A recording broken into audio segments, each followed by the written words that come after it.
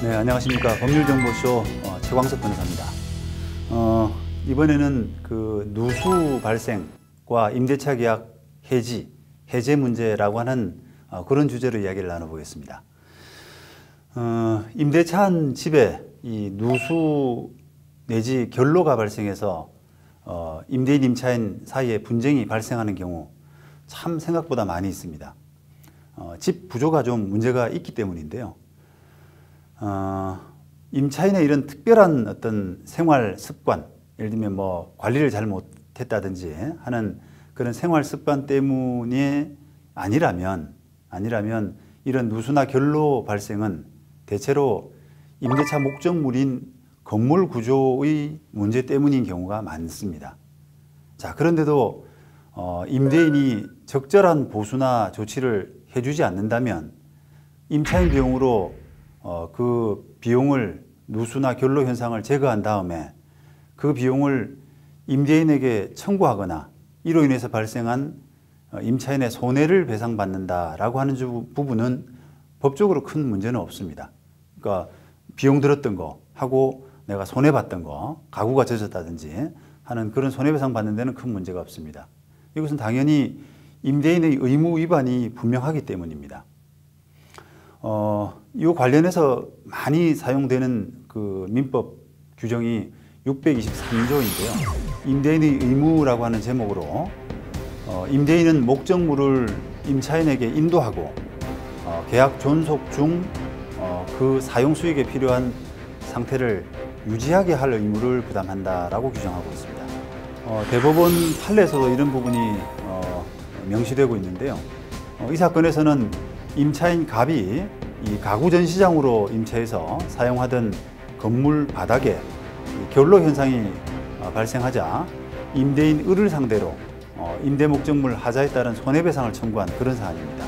여기에서 대법원은 감정인의 감정서 등에 비추어서 이 건물에는 구조상 바닥 및 단열, 방습 조치가 되어 있지 않는 하자가 있어서 이런 여름형 그 결로 현상이 발생할 수밖에 없고, 을은 임대차 계약 체결 당시 갑이 이 건물을 가구 전시장으로 임차한 사실을 알고 있었기 때문에 갑의 요구에 따라 건물 바닥에 나타난 이 습기의 발생 원인을 조사하고 이를 제거하기 위해서 제습기나 공조시설 이런 것들을 설치하거나 바닥 공사를 해주는 조치를 함으로써 갑이 사용 수익할 수 있는 상태를 유지해야 된다.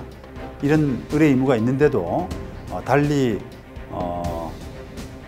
원심이 하자가 없다라고 판단해서 세입자의 청구를 배척한 이런 부분은 잘못됐다라고 해서 원심 판결을 파기환송한 그런 사례라고 할 수 있습니다. 하지만 이 손해배상 청구와 달리 누수나 결로 발생을 이유로 임대차 계약 자체를 이렇게 해지할 수 있는 이 부분은 쉽지 않습니다. 누수나 결로로 인해서 임대차 계약의 목적 달성에 큰 영향을 미칠 수 있다면 해지가 가능할 수 있지만 일반적인 경우에는 그에 미치지 못하기 때문입니다. 자, 그럼에도 불구하고 누수 결로 발생에 대해서 임대인이 수선의 의무를 다하지 않게 되면 당연히 그 계약 해지 사유가 되는 것처럼 세간에서 오해되고 있는 경우가 참 많이 있습니다. 다음 판례에서 보시는 것처럼 민법 544조에 의해서 채무 불이행을 이유로 계약을 해지하려면 당해 채무가 계약의 목적 달성에 있어서 필요 불가결하고 이를 이행하지 아니하면 계약의 목적이 달성되지 아니해서 채권자가 그 계약을 체결하지 아니하였을 것이라고 여겨질 정도의 주된 채무이어야 하고, 그렇지 않는 한 부수적 채무를 불이행한 데에 그치는 경우에는 계약을 해지할 수 없다라고 이렇게 판단하고 있습니다.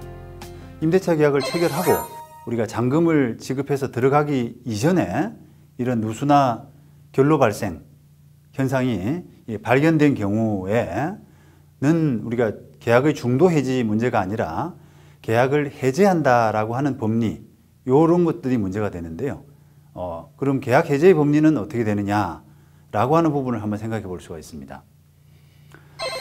누수나 결로 발생 이 계약 체결 당시에 이미 예상한 정도의 것이라면 계약 해지 사유가 될 수 없겠죠. 왜냐하면 다 알고 계약을 했기 때문에 해제할 수 없습니다. 그런데 그 범위를 넘어선 정도라고 한다면 앞서 본 바와 같은 논리로 계약 해제 여부를 정할 수밖에 없습니다. 다시 말하면 누수나 결로 발생으로 인해서 건물을 사용 수익하는 그 임대차 계약의 목적 달성을 할 수 없을 정도에 이르러야만 계약 해제 사유가 될 수 있다는 겁니다.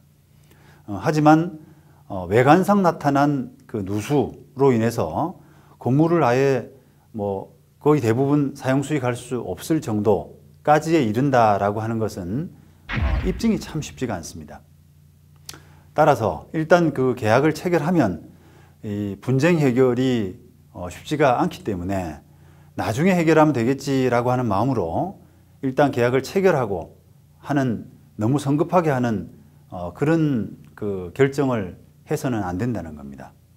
계약 체결하는 과정에서 누수가 있다면 그 원인은 뭔지, 또 누수의 범위라든지 또는 그 보수하는 데 비용, 그 다음에 기간, 이런 것들을 좀 상세히 정확하게 인지를 하고 그 문제에 대해서 임대차 계약에서 충분히 협의한 다음에 계약 체결 여부를 결정할 필요가 있습니다.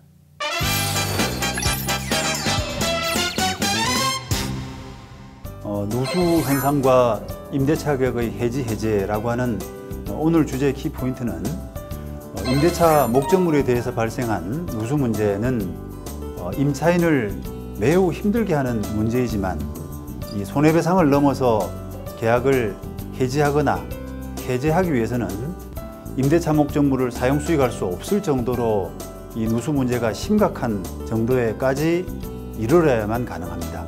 그리고 그 입증 책임은 이를 주장하는 임차인에게 있습니다. 그 때문에 누수가 발생한 건물에 대해서 임대차 계약은 가급적 좀 신중할 필요가 있고 계약 도중의 누수 문제에 대해서는 향후 분쟁을 대비하는 그런 차원에서 누수 사실에 대한 충분한 증거를 확보할 필요가 있습니다. 지금까지 법률정보쇼 최광석 변호사였습니다. 감사합니다.